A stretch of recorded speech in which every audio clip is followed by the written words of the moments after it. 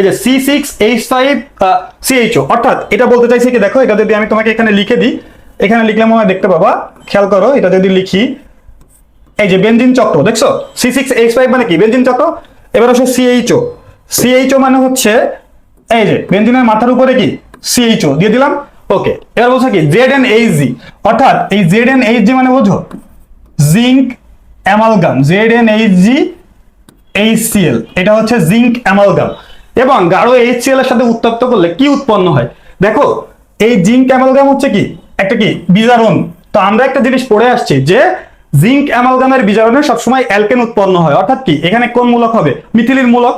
তাহলে তুমি নিজে চিন্তা করো, এই যে CHO এটা মিথিলিন মূলকে রূপান্তরিত হবে, তাহলে কিভাবে হবে, এই বেনজিন এই তার মাথার উপরে কি CH3, বাবা এটাকে যদি আমি লিখি তাহলে কি হবে বলতো, C6H5, এই চক্রটার নাম কি C6H5, আর এর মাথার উপরে প্রতিস্থাপিত CH3, তাহলে এটা কত CH3 বাবা, CH3।